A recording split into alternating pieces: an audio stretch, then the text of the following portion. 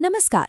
कभी चलती हुई ट्रेन को देखकर ये ख्याल आया है कि उसकी छत पर वो मकड़ी के जाल जैसी चीज क्या है जो ऊपर बिजली के तारों से चिपकी रहती है। आज हम उसी के रहस्य को समझने वाले हैं और इस सारी जानकारी सीधे भारतीय रेलवे के आगरा मंडल के एक ऑफिशियल टेक्निकल दस्तावेज पर आधारित है। तो चलिए शुरू करते हैं। जब भी कोई इलेक्ट्रिक ट्रेन हमारे सामने से गुजरती है ना, तो छत पर लगे इस उपकरण पर नजर तो जाती ही है, लेकिन क्या कभी सोचा है कि ये सब एक जैसे नहीं होते? इनमें एक बड़ा राज छुपा है। तो सबसे पहले आइए बिल्कुल बेसिक बात को समझते हैं। ये जो डिवाइस है, ये असल में ट्रेन की लाइफलाइन है। यही वो चीज है जो ट्रेन को दौड़ने की ताकत देती है। इसे कहते हैं पेंटोग्राफ। इसका काम बहुत सीधा है। ट्रेन के ऊपर से जो हाई वोल्टेज बिजली की लाइन जा रही है, जिसे हम ओवरहेड लाइन या OHE भी कहते हैं, उससे लगातार टच में रहना और ट्रेन के इंजन तक पावर सप्लाई करना, बस। तो ठीक है, अब हम जानते हैं कि इसे पेंटोग्राफ कहते हैं, लेकिन ये कोई एक सिंगल पार्ट नहीं है। ये कई जरूरी पुर्जों से मिलकर बना एक पूरा सिस्टम है। चलिए इसके मेन पार्ट्स पर एक नजर डालते हैं ताकि हम आगे का फर्क समझ सकें। ये जो सबसे ऊपर वाला हिस्सा है, जो सीधे बिजली के तार को छूता है, उसे पैन हेड कहते हैं। इसी पर कार्बन की एक स्ट्रिप लगी होती है जो तार से घिसटती है और हजारों वोल्ट का करंट कलेक्ट करती है।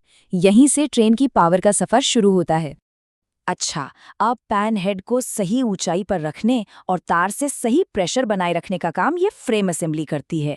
इसमें ऊपर और नीचे की तरफ, मतलब अपर और लोअर आर्म्स होती हैं, जो कैंची की तरह काम करती हैं और ज़रूरत के हिसाब से पैंटोग्राफ को ऊपर नीचे करती रहती हैं। और शायद सबसे ज़रूरी हिस्सा, ये बेस इंसुलेटर। ये चीनी मिट्टी के बने मजबूत खंभे जैसे दिखते हैं और ये पक्का करते हैं कि पेंटोग्राफ का हाई वोल्टेज करंट ट्रेन की मेटल बॉडी में ना फैल जाए। मतलब सेफ्टी के लिए ये बहुत बहुत जरूरी हैं। ठीक है, तो अब हम इसके पुर्जे जानते हैं। अब आते हैं असली मुद्दे पर। जैसा कि रेलवे के सर्कुलर में साफ साफ बताया गया है, मेनली दो तरह के पेंटोग्राफ होते हैं, एक हाई रीच और दूसरा हाई स्पीड। और जैसा कि हम देखेंगे, इन्हें पहचानने में जरा सी भी गलती एक बड़ी मुसीबत खड़ी कर सकती है। ये टेबल देखिए, ये सीधे रेलवे के सर्कुलर से है और इसमें 3 मेन अंतर बताए गए हैं। पहला, उनकी निचली भुजा यानी लोअर आर्म का आकार। दूसरा, उन पर लिखी एक खास मार्किंग। और तीसरा, जो सबसे जरूरी है, उनका कार्यक्षेत्र, मतलब ऑपरेटिंग जोन। चलिए अब एक एक करके इन्हें समझते हैं। तो सवाल ये है कि कोई इन्हें देखकर कैसे पहचानेगा? इसके लिए रेलवे ने 3 बहुत ही आसान विजुअल तरीके बताए हैं। पहला तरीका है, हम उसकी निचली भुजा का शेप देखेंगे, फिर उस पर लिखी मार्किंग को पढ़ेंगे और आखिर में ये समझेंगे कि उनकी ऊंचाई में क्या और क्यों फर्क है। तो चलिए पहले और सबसे साफ दिखने वाले तरीके से शुरू करते हैं, जो है लोअर आर्म की बनावट। इन तस्वीरों में बिल्कुल साफ दिख रहा है, जो हाई रीच पैंटोग्राफ है, उसकी लोअर आर्म एक सीधी गोल ट्यूब जैसी होती है, जिसे हम सिलिंड्रिकल कहते हैं। वहीं दूसरी तरफ हाई स्पीड पैंटोग्राफ की लोअर आर्म की बनावट अंग्रेजी के उल्टे Y अक्षर जैसी होती है। ये डिजाइन उसे तेज रफ्तार पर ज्यादा स्टेबल रखता है। यही सबसे बड़ा विजुअल फर्क है। चलिए अब पहचान के दूसरे तरीके पर चलते हैं। ये है भुजा पर लिखी मार्किंग को पढ़ना। हाँ, अगर ट्रेन के थोड़ा नजदीक होने का मौका मिले तो।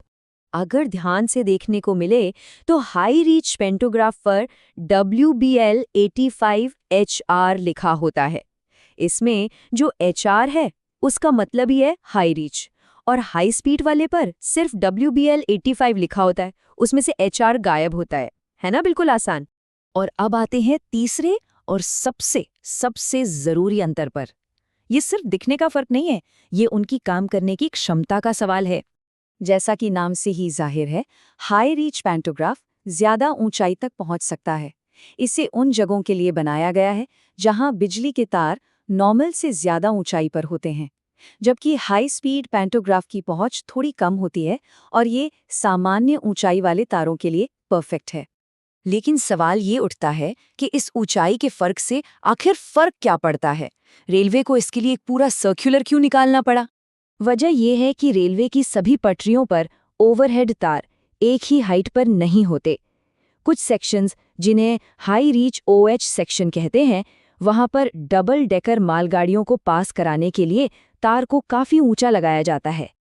और बस यहीं पर सारा खेल है।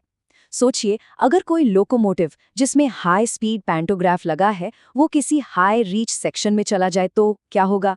उसका पैंटोग्राफ बिजली के तार तक पहुंच ही नहीं पाएगा। नतीजा, ट्रेन को पावर मिलेगी नहीं और वो बीच रास्ते में ही खड़ी हो जाएगी। तो बस अगली बार जब कोई इलेक्ट्रिक ट्रेन पास से गुजरे ना, तो एक नज़र उसके छत पर जरूर डालिएगा। अब तो देखकर ही पता चल जाएगा कि वो हाई रीच है या हाई स्पीड, है ना?